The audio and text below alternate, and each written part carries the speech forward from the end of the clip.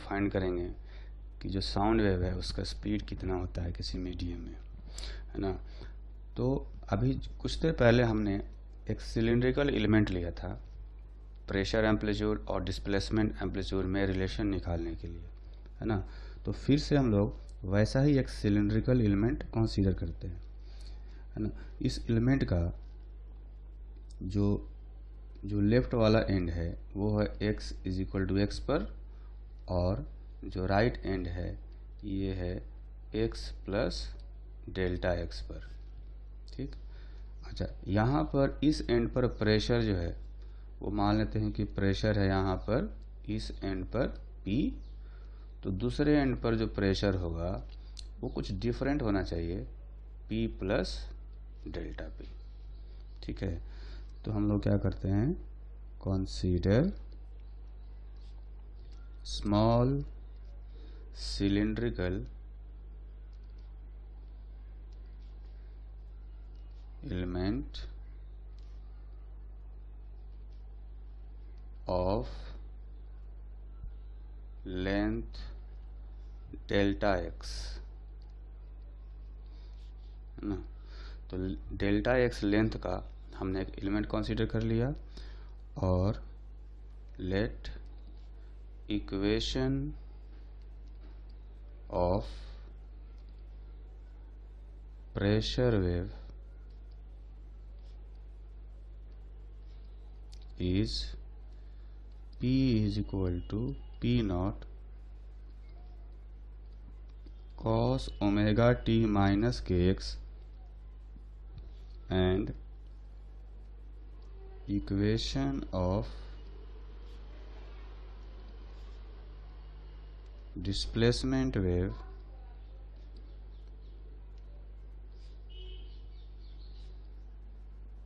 is S is equal to S naught sin omega t minus kx, है ना। तो अगर हम डिस्प्लेसमेंट का इक्वेशन साइन में लेंगे तो प्रेशर का कॉस में होना चाहिए, जैसा कि अभी हमने डिराइव किया था, ठीक है। तो इस एलिमेंट की अगर हम बात करें तो इस एलिमेंट में देखेंगे कि लेफ्ट साइड में जो प्रेशर है वो है P। अगर इस सिलिंड्रिकल एलिमेंट का क्रॉस सेक्शनल एरिया है A, तो इधर से जो फोर्स लगेगा वो हो जाएगा प्रेशर इनटू एरिया, और ये जो फोर्स है वो इस एलिमेंट पर राइटवर्ड डायरेक्शन में ऐसे एक्ट करेगा, ठीक है।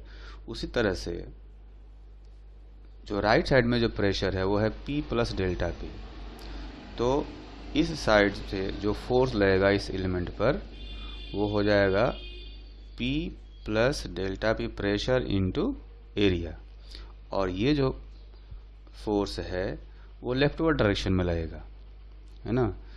तो इस एलिमेंट पर देखें तो नेट फोर्स जो है वो लेफ्टवर्ड डायरेक्शन में लग रहा है ना।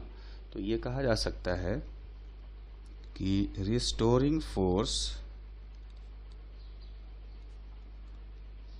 ऑन एलिमेंट, है ना। ये जो एलिमेंट है वो एक्चुअली में SHM कर रहा होगा, तो इस पर जो रिस्टोरिंग फोर्स आएगा वो होना चाहिए डेल्टा P इंटू A, और आगे एक माइनस साइन है ना। नेट फोर्स निगेटिव डायरेक्शन में है, आप देखेंगे कि ये फोर्स निगेटिव डायरेक्शन में लग रहा है और ये फोर्स पॉजिटिव डायरेक्शन में लग रहा है।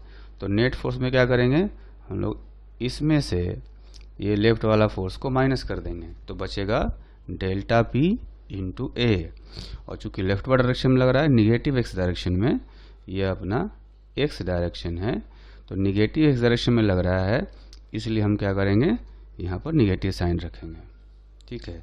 तो ये हो गया restoring force. Then acceleration of the element is given by A is equal to force divided by mass of the element minus delta P into A, वो तो फोर्स हो गया। और नीचे जो मास है इस एलिमेंट का देखेंगे कि इस एलिमेंट का अगर मास निकालना हो तो इसके वॉल्यूम में इसकी जो डेंसिटी है, डेंसिटी मान लेते हैं कि रो है, तो रो डेंसिटी से इसके वॉल्यूम को मल्टीप्लाई कर देंगे। इसका टोटल लेंथ जो है वो डेल्टा एक्स है ना, तो डेल्टा एक्स इंटू एरिया ये हो जाएगा वॉल्यूम, और डेंसिटी से मल्टीप्लाई कर देंगे तो मास आ जाएगा। तो वही रखेंगे रो इंटू ए इंटू डेल्टा एक्स, है ना। ए इंटू डेल्टा एक्स वॉल्यूम हो गया और रो डेंसिटी से मल्टीप्लाई कर दिया तो ये आ गया मास। इसमें से ए जो है ये कैंसिल हो गया, है ना। तो फाइनली कहा जा सकता है कि जो एक्सेलरेशन होगा, acceleration a is equal to -1/रो into delta P by delta X. और अगर ये चेंजेज बहुत ही छोटे होंगे तो इनको हम लोग लिख सकते हैं del P by del X. ठीक है, तो del P by del X कैसे निकालेंगे? हमारे पास ये प्रेशर वेव का इक्वेशन है, इसको हम लोग एक्स के रिस्पेक्ट में डिफरेंशिएट करते हैं, है ना। तो ये आ जाएगा एक्सेलरेशन इज इक्वल टू -1/रो into del P by del X, इसको डिफरेंशिएट करेंगे तो आएगा -k इंटू पी नॉट।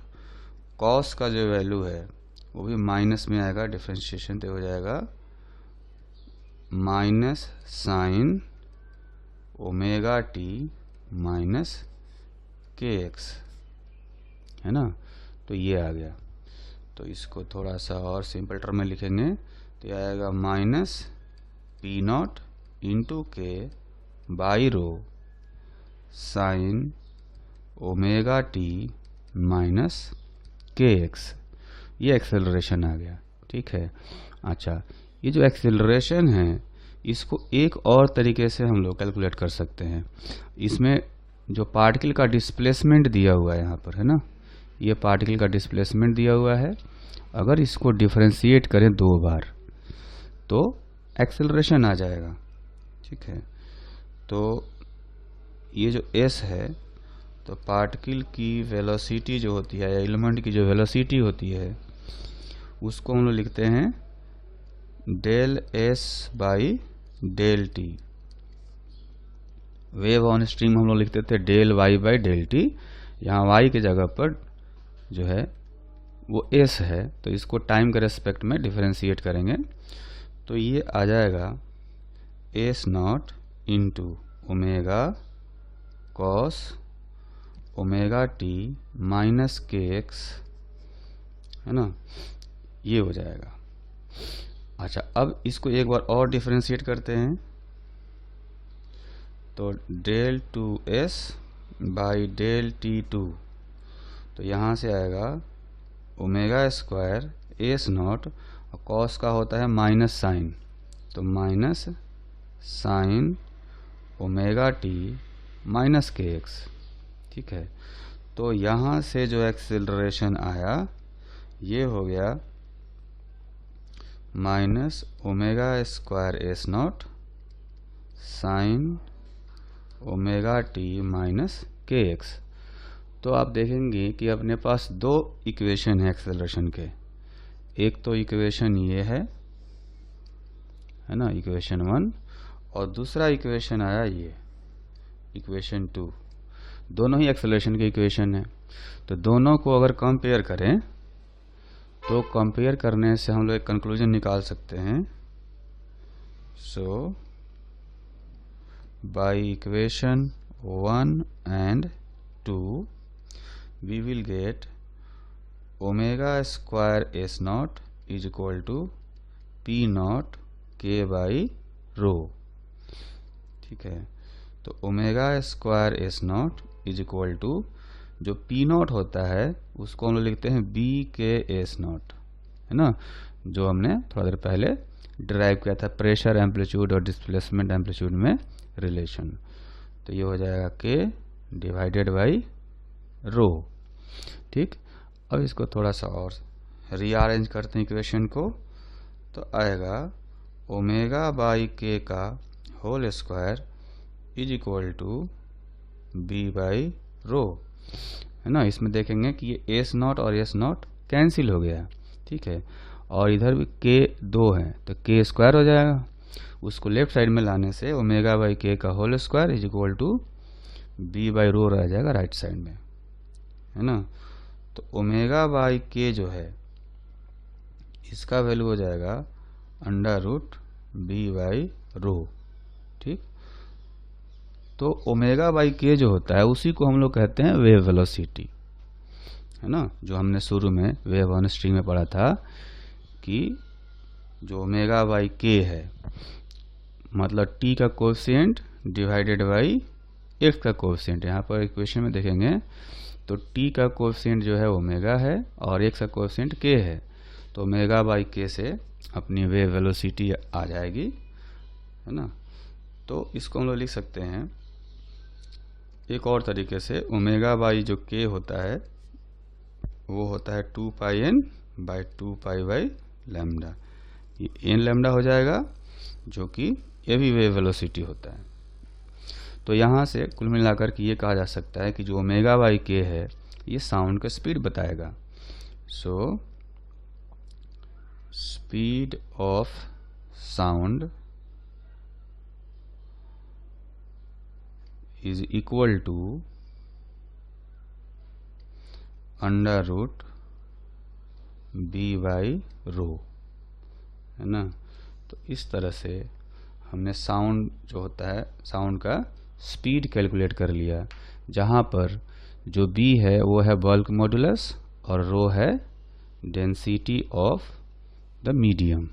तो ये जो फाइनली अपने पास फॉर्मूला आया स्पीड ऑफ साउंड का, speed of sound is equal to V is equal to under root bulk modulus divided by density of the medium, where B is bulk modulus of the medium and rho is density of the medium। तो जैसा कि हमने wave on string में पढ़ा था कि किसी wave का जो स्पीड है वो मीडियम की दो प्रॉपर्टीज पर डिपेंड करता है, एक तो इनर्शिया और दूसरा इलास्टिसिटी। तो इस फॉर्मूले में देखेंगे कि जो बल्क मॉडुलस है वो इलास्टिसिटी को रिप्रेजेंट करता है और जो डेंसिटी है ये इनर्शिया को रिप्रेजेंट करता है ना। तो अब जो है हम देखते हैं कि सॉलिड में क्या होता है। In solids V is equal to under root Young's modulus by rho, है ना, where Y is Young's modulus of elasticity of medium, है ना। तो इस सॉलिड के केस में जो है हम लोग क्या करेंगे, बल्क मॉडुलस नहीं यूज करते हैं, उसके केस में यंग्स मॉडुलस यूज किया जाता है ना। और रो जो है वही डेंसिटी है उस मीडियम की। तो अगर लिक्विड की बात करें, इन लिक्विड्स, लिक्विड और गैस के लिए बल्क मॉडुलस डिफाइन किया जाता है, तो इसलिए उनमें बल्क मॉडुलस यूज कर सकते हैं। V is equal to bulk modulus divided by density. अब आते हैं गैसेज में, इन गैसेज। तो गैस के केस में दो तरह के फॉर्मूले हैं। एक फॉर्मूला है जो कि न्यूटन ने डिराइव किया था, है ना, जिसको कहा जाता है न्यूटन्स फॉर्मूला।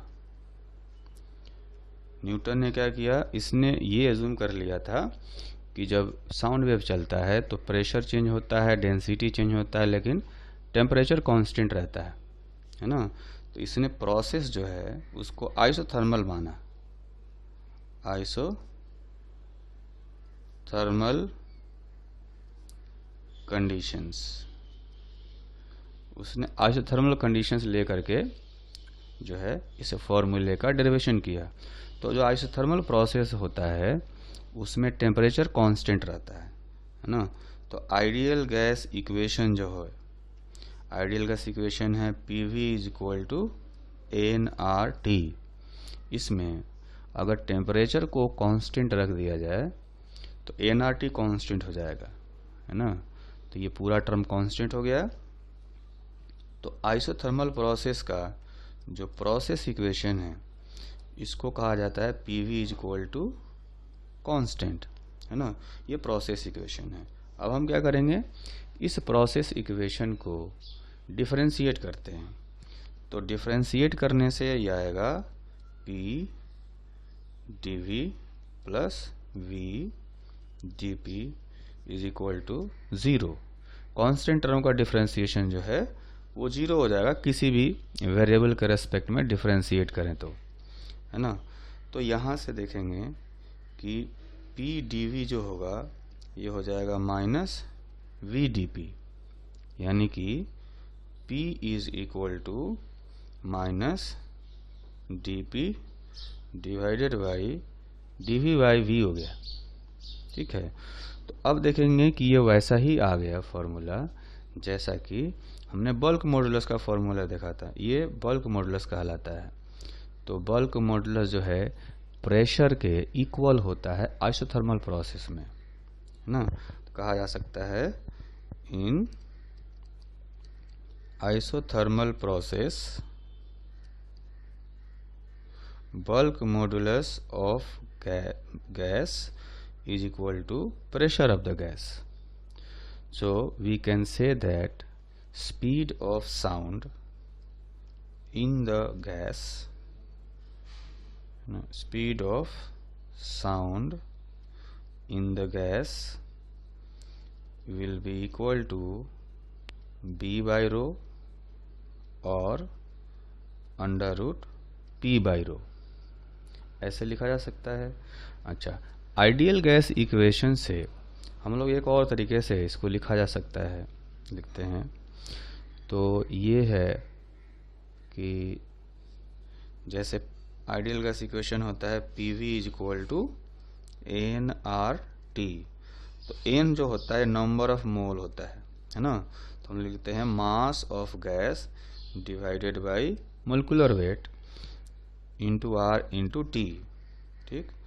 तो P is equal to mass divided by volume into RT by M, ठीक है।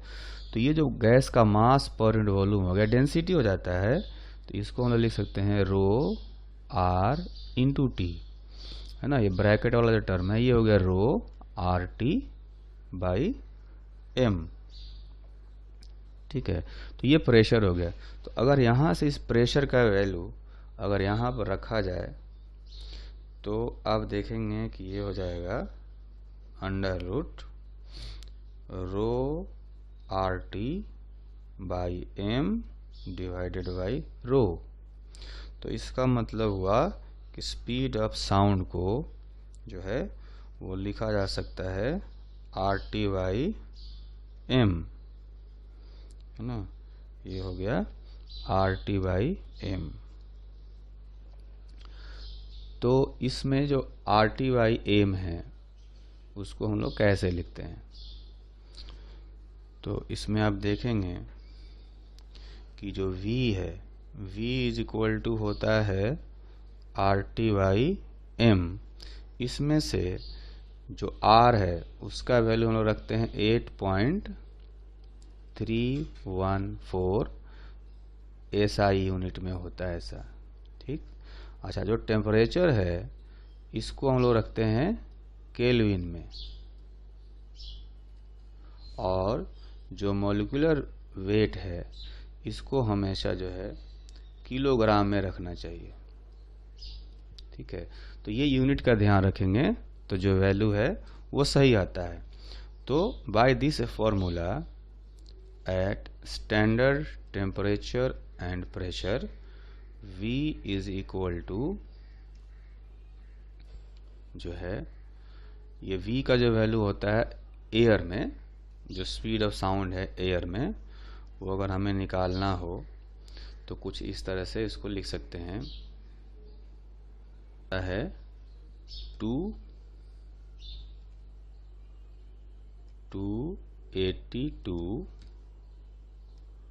मीटर पर सेकेंड, है ना। तो ये साउंड का जो स्पीड है एयर में, इतना स्पीड आता है 282 मीटर पर सेकेंड, ठीक है। और ये आता है न्यूटन के फॉर्मूला से।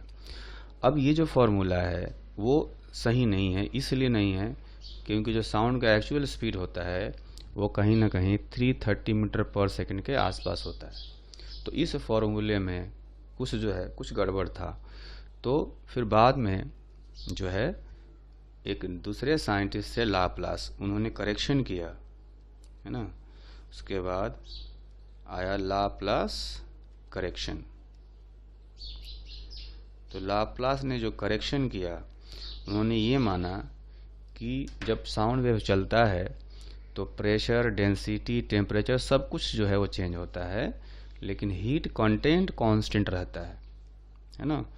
उन्होंने ये माना कि हीट कंटेंट चेंज नहीं होता, रिमेन्स कांस्टेंट। तो इसको थर्मोडायनेमिक्स जो होता है उसके भाषा में अगर कहें तो इस प्रोसेस को कहा जाता है एडियाबैटिक प्रोसेस, है ना। एडियाबैटिक प्रोसेस में हीट कंटेंट जो है वो कांस्टेंट रहता है, हीट चेंज नहीं होता। तो इसका प्रोसेस इक्वेशन होता है, वो प्रोसेस इक्वेशन हम लोग डिराइव करते हैं थर्मोडायनेमिक्स में, वही इक्वेशन मैं यहाँ लिख रहा हूँ, वो है PV power gamma is equal to constant, ठीक है। तो अब इस इक्वेशन को हम लोग डिफरेंशिएट करते हैं।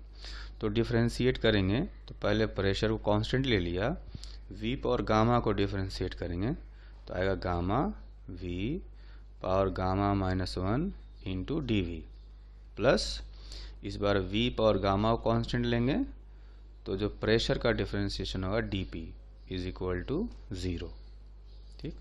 अब इसमें क्या कर सकते हैं कि इसमें से V पावर गामा -1 जो है ये हम लोग कॉमन ले लेते हैं, तो यहाँ बचेगा gamma P into DV plus यहाँ बचेगा V DP is equal to 0, ठीक। तो यानी इसका मतलब ये हो गया कि gamma P DV is equal to minus VDP। तो यहाँ से गामा P जो आएगा वो देंगे minus DP divided by DV by V, और यही जो होता है ये होता है बल्क मॉडुलस B, ठीक।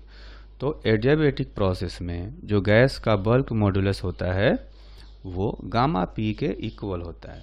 कहा जा सकता है in adiabatic process bulk modulus of the gas is equal to gamma into pressure of the gas, ये होता है। सो स्पीड ऑफ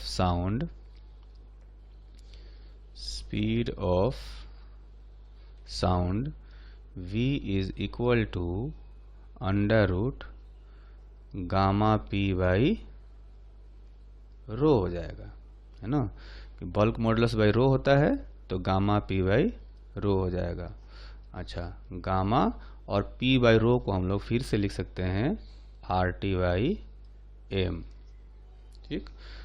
तो यहाँ पर जो गामा है, गामा इज एडियाबैटिक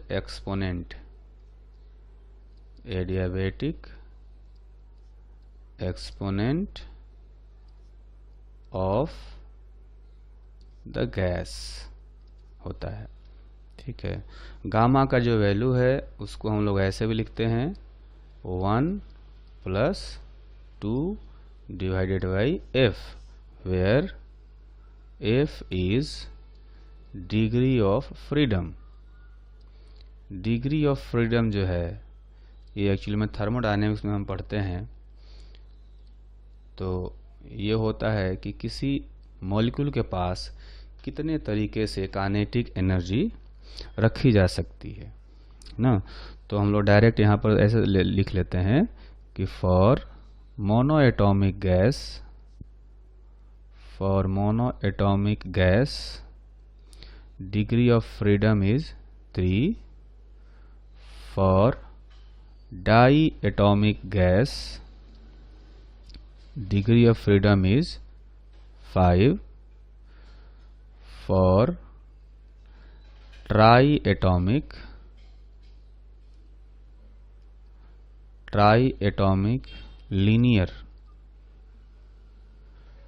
लीनियर का मतलब हुआ जैसे डाई एटॉमिक होता है एक रॉड जैसा शेप होगा, वैसा ही ट्राई एटॉमिक लीनियर भी हो जाएगा। तो इसके लिए भी डिग्री ऑफ फ्रीडम हम लोग 5 लिखेंगे ना। And for try atomic triangular, अगर ट्रायंगुलर शेप का होगा गैस तो या एंगुलर भी कहा जाता है, तो इसमें डिग्री ऑफ फ्रीडम जो है वो हो जाता है 6। तो इस तरीके से हम लोग जो है डिग्री ऑफ फ्रीडम पता हो तो गामा कैलकुलेट कर सकते हैं, और गामा कैलकुलेट करके इसमें आर टी और एम का वैल्यू जैसा कि पीछे बताया गया कि टेम्परेचर केल्विन में रखेंगे और मोलिकुलर वेट जो है उसको हम लोग किलोग्राम में रखेंगे, रख कर के स्पीड ऑफ साउंड कैलकुलेट किया जा सकता है ना। तो इसी में जो है अगर हम लोग एसटीपी पर कैलकुलेट करें, at STP speed of sound in air जो है एसटीपी पर इस फॉर्मूले से अगर हम लोग कैलकुलेट करेंगे स्पीड ऑफ साउंड को तो ये एग्जैक्टली आ जाता है 332 मीटर पर सेकेंड। और इसलिए ये जो फॉर्मूला है वो ज़्यादा सही है ना। तो जब भी आगे हमें अगर स्पीड ऑफ साउंड निकालने के लिए कहा जाए तो हम इसी फॉर्मूले को यूज़ करेंगे, है ना। जब तक न्यूटन फॉर्मूला के लिए कहा नहीं जाए क्वेश्चन में तब तक हमें इसी फॉर्मूले को हमेशा ही यूज़ करना चाहिए। ठीक है, कि ये जो स्पीड ऑफ साउंड है उसको कौन कौन से फैक्टर्स जो हैं वो अफेक्ट करते हैं। Factors affecting the speed of sound, the speed of sound, जिसमें से जो पहला फैक्टर है वो होता है टेम्परेचर, है ना। टेम्परेचर चेंज करने पर जो स्पीड ऑफ साउंड है वो चेंज होता है। तो इसमें पहला फैक्टर हम लोग लेंगे टेम्परेचर। तो टेम्परेचर जो है जैसा कि हम लोग ऊपर फॉर्मूले में देख रहे हैं कि V is directly proportional to square root of temperature, where temperature is in Kelvin. तो केल्विन में रखेंगे तब उसके स्क्वायर रूट जो है उसके डायरेक्टली प्रोपोर्शनल हो जाएगा। मतलब टेम्परेचर बढ़ाएंगे तो स्पीड बढ़ेगा, टेम्परेचर घटाएंगे तो स्पीड जो है वो घटेगा। ठीक, जो दूसरा फैक्टर होता है वो होता है प्रेशर, है ना, प्रेशर P। तो यहाँ से भी फॉर्मूले में देखेंगे जो V होता है वो होता है गामा P बाई रो। ठीक है, तो अगर हम सिर्फ प्रेशर चेंज करें तो कहा जा सकता है कि डेंसिटी हम कांस्टेंट रखें, at constant rho V is directly proportional to square root of pressure, है ना। एक तो ये हो जाएगा, और टेम्परेचर वाला भी था, हमने इस तरह से लिखा था, डायरेक्टली प्रोपोर्शनल हो गया स्क्वायर रूट ऑफ टेम्परेचर के, और फिर directly proportional to square root of pressure. फिर ये कहा जा सकता है इफ टेम्परेचर इज कांस्टेंट, अगर मान लेते हैं कि हमने टेम्परेचर जो है वो उसको कांस्टेंट रखा है, तो टेम्परेचर कांस्टेंट रखने से जो होता है P is equal to rho R T by M, ये है आइडियल गैस इक्वेशन जो अभी थोड़ा देर पहले हमने निकाला था, है ना। आइडियल गैस इक्वेशन है ये। तो इसमें से देखेंगे कि P by rho is equal to आएगा आर टी बाई एम। तो अगर ये टेम्परेचर कांस्टेंट रखा जाए तो R और M तो पहले से ही कांस्टेंट होते हैं, तो ये पूरा टर्म ही जो है ये कांस्टेंट हो जाएगा, है ना। अगर पूरा टर्म कांस्टेंट हो गया, इसका मतलब स्पीड कांस्टेंट हो जाएगा। तो कहा जा सकता है so speed V is equal to under root P by rho is equal to constant. ठीक है, तो ये ध्यान रखना है कि जब डेंसिटी कांस्टेंट रखा जाएगा, है ना, जब डेंसिटी कांस्टेंट रखा जाएगा तो जो वेलोसिटी है वो प्रेशर डिपेंडेंट होता है, ठीक है। लेकिन जब टेम्परेचर कांस्टेंट रखा जाएगा तो जो V है वो कांस्टेंट हो जाता है, वो जो है प्रेशर पर डिपेंड नहीं रहता। तो कहा जा सकता है कि at constant temperature speed of sound is independent of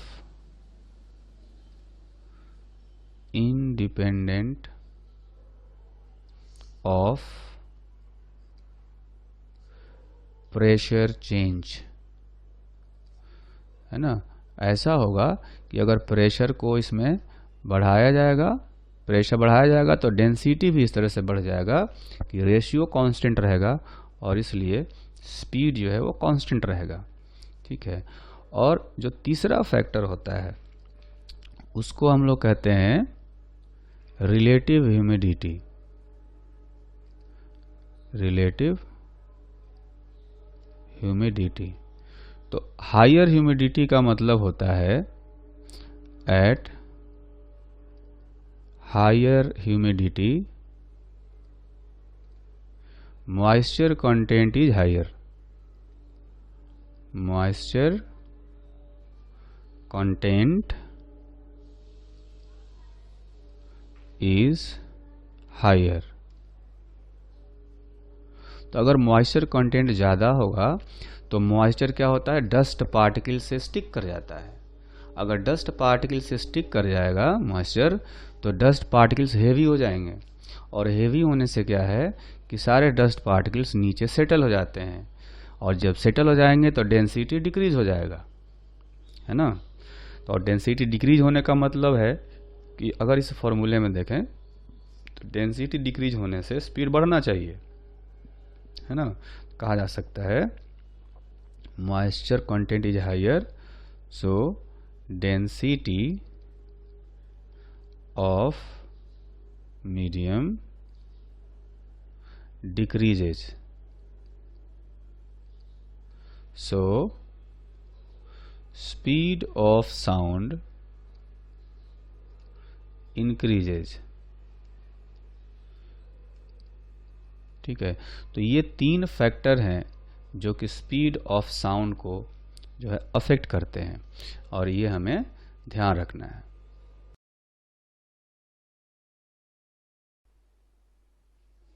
तो हम एक एग्जाम्पल करते हैं। The example is find the molecular weight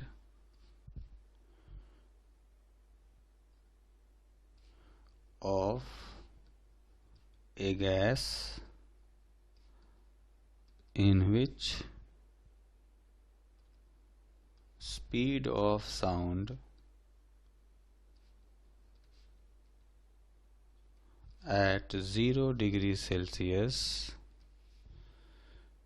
is 1260 meter per second. The gamma of gas is 1.4. तो इसमें हम क्या करेंगे कि जो स्पीड ऑफ साउंड का फॉर्मूला दिया गया है वो होता है gamma R T by M. तो हमें पता है कि इसमें टी जो है हम लोग केल्विन में रखते हैं, तो यहाँ पर आएगा 0 + 273 केल्विन। ठीक है। अच्छा, आर का वैल्यू जो है वो हमें 25/3 या 8.314 रखना होता है अगर हमें एसआई यूनिट में रखना हो तो। ठीक।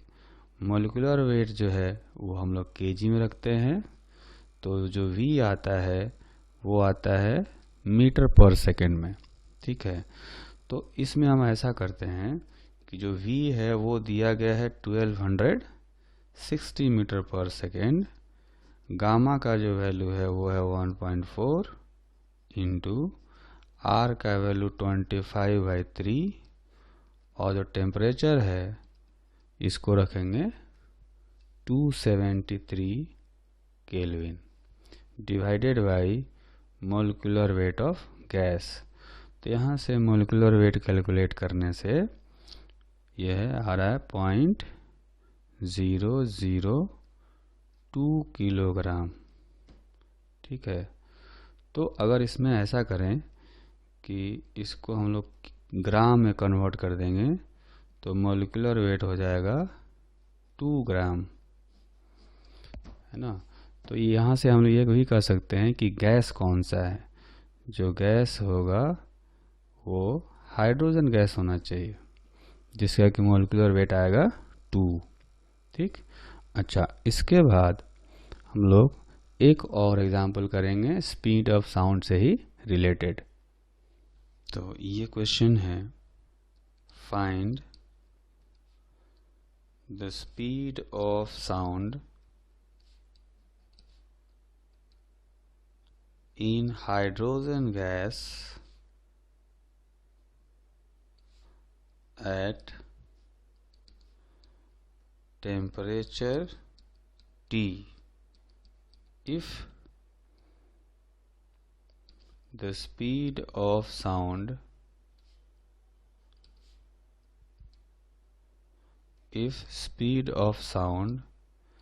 in oxygen at this temperature is 450 metre पर सेकेंड। तो इसमें हम क्या करेंगे कि पहले हम लोग हाइड्रोजन गैस में अगर निकालेंगे तो उसका फॉर्मूला होना चाहिए gamma R T by M. ठीक है। तो जिसमें से गामा का जो वैल्यू है वो चूँकि डायटोमिक है तो गामा का वैल्यू इसमें हम लोग 7/5 रख सकते हैं। आर टेम्परेचर सेम है और मोलिकुलर वेट जो है हाइड्रोजन का मोलिकुलर वेट होता है 2 ग्राम, है ना। तो 2 डिवाइडेड बाई 1000 किलोग्राम में रख सकते हैं। उसी तरह से अगर ऑक्सीजन गैस के लिए निकालना होगा तो हम लोग लिखेंगे गामा का जो वैल्यू है वो 7/5 ही रहेगा, क्योंकि दोनों ही डायटोमिक गैस है। हाइड्रोजन भी डायटोमिक है और ऑक्सीजन भी डायटोमिक है, इसलिए दोनों के लिए गामा का वैल्यू सेम रहेगा। आर भी सेम है, टेम्परेचर भी सेम है, बस मोलिकुलर वेट है वो डिफरेंट है।